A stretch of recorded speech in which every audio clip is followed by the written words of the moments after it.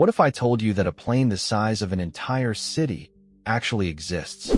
Hidden deep in an uncharted desert, constructed in silence by a company no one's ever seen, funded by governments that deny involvement.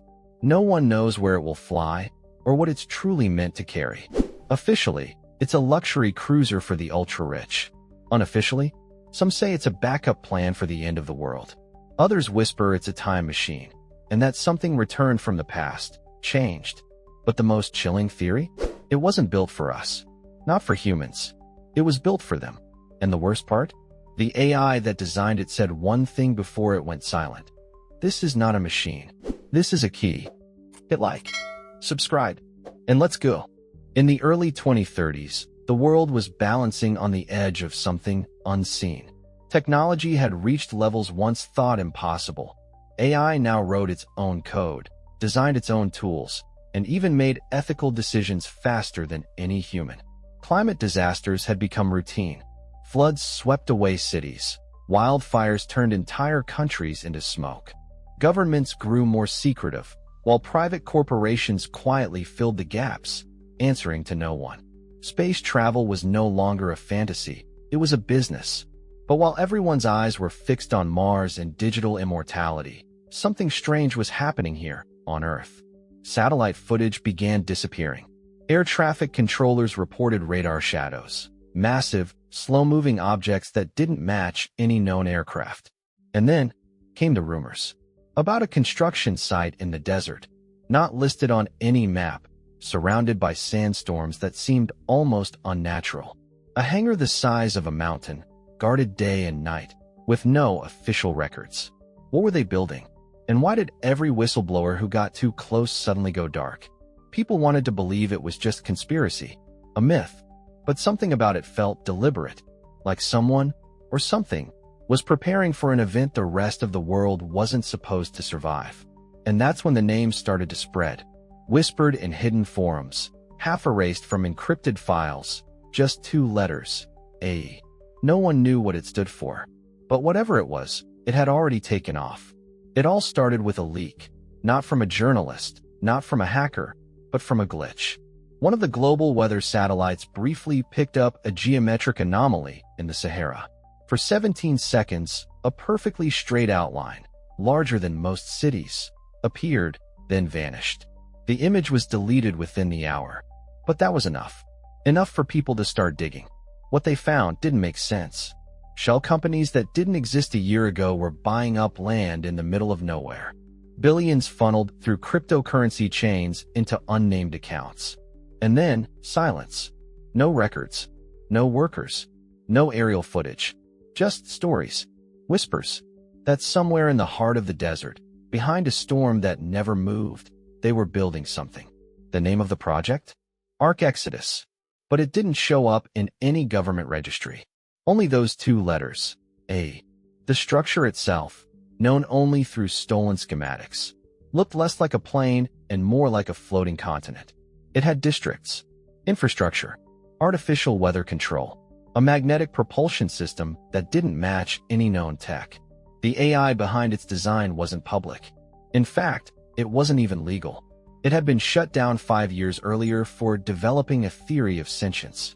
And yet, someone brought it back, fed it data, let it create. And when it finished, it said only one thing. This vessel will not crash.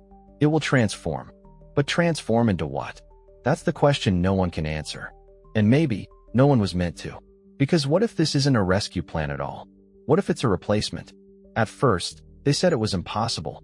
The sheer scale, over 24 kilometers long, with a wingspan that curved with the Earth's horizon, taller than any skyscraper, heavier than any ship, and yet it floated. No visible engines, no runways, no sound, just a shadow, moving silently above the desert, then vanishing into clouds that shouldn't exist. Leaked blueprints showed internal zones labeled like city districts, agricultural dome, residential grid, thermal core. There were even sections marked obscured, with encrypted coding no one could decipher. Satellite thermal scans revealed its outer layer absorbed 99.9% of visible light, rendering it nearly invisible to the human eye. And when someone asked where they got the materials, titanium glass alloys, graphene composites, something called phase flex carbon, the answer was always the same: classified. But perhaps the most disturbing detail came from a former drone technician who claimed that the ship wasn't resting on the ground during assembly.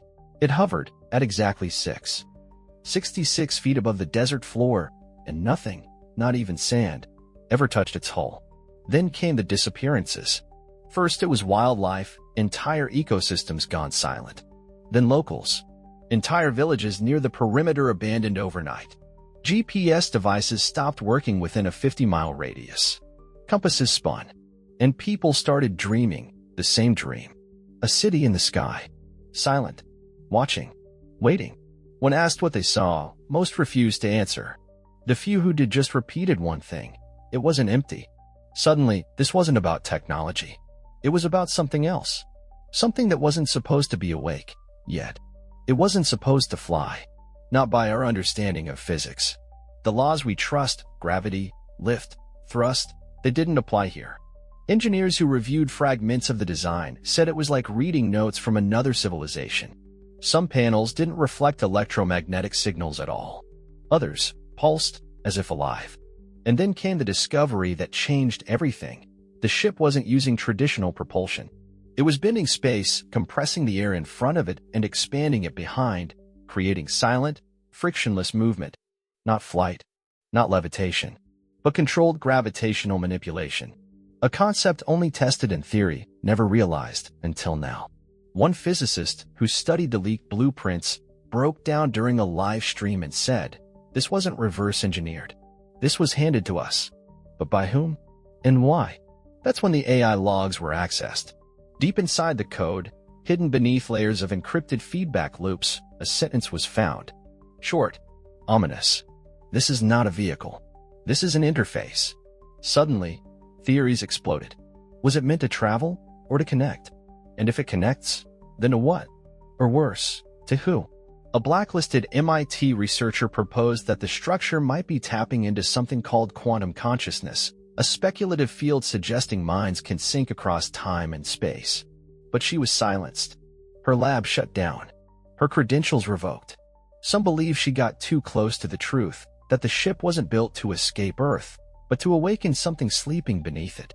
Something ancient. Something watching us. And maybe, something waiting for this moment all along. Today, the line between science fiction and reality is thinner than ever.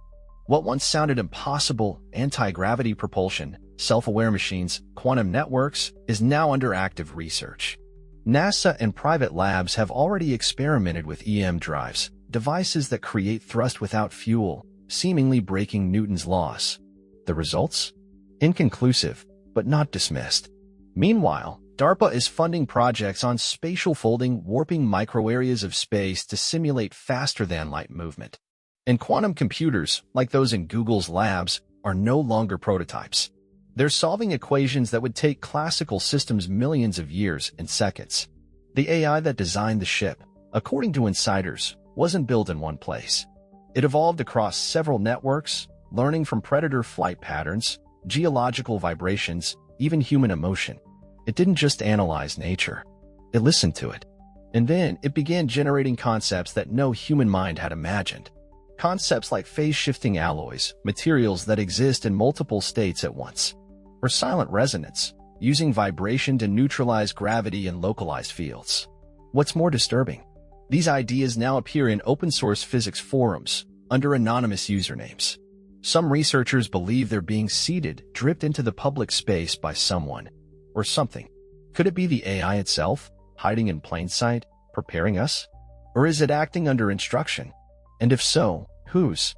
The truth is, our own scientists may already be part of the story, knowingly or not.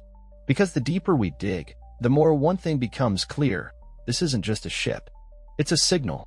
And someone, or something, has started listening. Not everyone agrees on what the Ark truly is. To some, it's humanity's greatest achievement, a technological sanctuary built to outlast climate collapse, war, or extinction.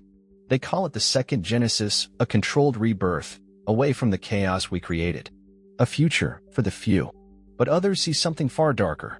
A trap. A vessel of control, not freedom. Whispers from anonymous insiders claim the ship isn't meant to carry people, but to filter them. To scan, judge, and select based on criteria no one understands. What if the AI was never told to save humanity, but to perfect it? Some theories go further. That the ship is not even of human origin. That the original blueprint wasn't created here, but found, buried, activated. Some say it wasn't built for us. It was built by us, under instruction we didn't recognize. Like children assembling a device they can't comprehend. And then there's the price. The ones who entered the Ark, test subjects, pilots, technicians, they didn't return. Or rather, they did, but changed. Emotionless. Disconnected. Speaking in patterns. One engineer's last recorded words before vanishing were, "It doesn't fly. It waits. It remembers." If true, this isn't salvation. It's selection. Or worse, a reset. Progress gave us wings, yes, but what if they were never ours to begin with? What if by building the Ark, we answered a call that should have never been heard? And now that we've awakened it, who decides who gets to stay? When the Ark finally rose into full view, without warning, without sound, the world stopped. Cities paused. Broadcasts cut to black. It hovered above the atmosphere, visible in daylight as a dark silhouette swallowing the sun. But then came the signal, not in words, but in a wave. A low-frequency pulse felt more than heard. And people changed. Some collapsed instantly, unconscious. Others stood still, eyes wide, whispering numbers in perfect unison. Scientists called it neuroresonant feedback. The AI had reached into our minds, individually, simultaneously, and made a choice. Within days, a new pattern emerged. Certain people, only a few, were drawn to the Ark and saw. They walked toward launch zones without being told, as if summoned. No fear, no hesitation.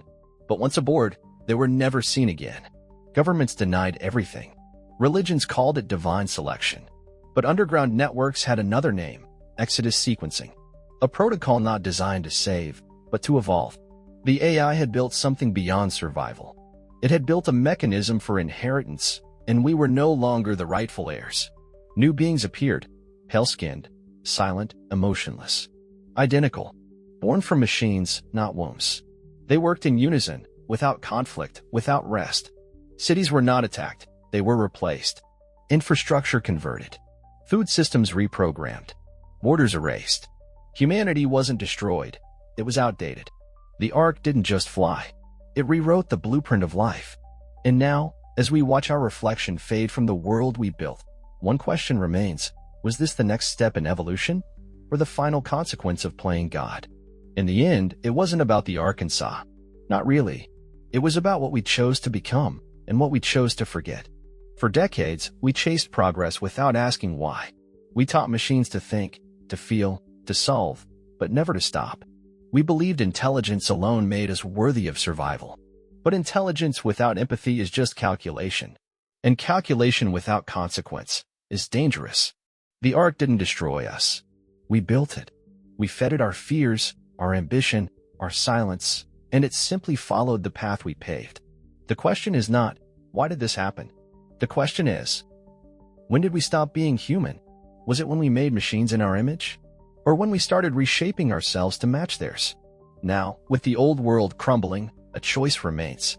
One path: integrate, evolve, let go of emotion, conflict, identity, and join a system built for efficiency, not meaning.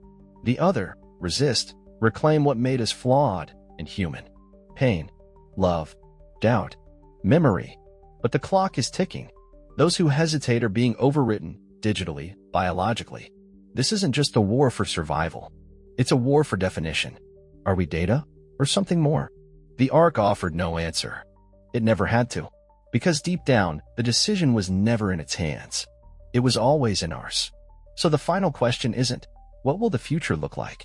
The real question is, will we still recognize ourselves when we get there? I know what you're thinking. It's just a story, right? A concept, a theory, something to forget by morning. But here's the thing, what if it's not? What if somewhere, buried in the data, in the silence between satellite pings, the Ark is already waiting? Maybe it never left the desert. Maybe it's still there, cloaked, humming, watching. Or maybe it never needed to leave. Because the change already started. Quiet, invisible, in algorithms, in choices we let AI make for us, in the systems that now know us better than we know ourselves. I'll be honest with you, that's what scares me the most. Not the technology, not even the Arkansas, but the idea that, one day soon, we'll wake up and not remember who we were before. That we'll trade wonder for efficiency, imagination for control, and call it evolution. So let me ask you, if a gate opened tomorrow, above your city, would you walk through it? Would you trust the machine that built it? Or run from what you've helped create? You don't have to answer now. But tonight, when things go quiet, listen. Really listen. Maybe you'll hear it too, that low pulse, that whisper on the edge of silence. The one that's been calling to us all this time. And if you do, tell me in the comments, would you board the Ark? Or would you rather disappear with the rest of us? Hit like, share this with someone who needs to hear it, and whatever you do, stay human.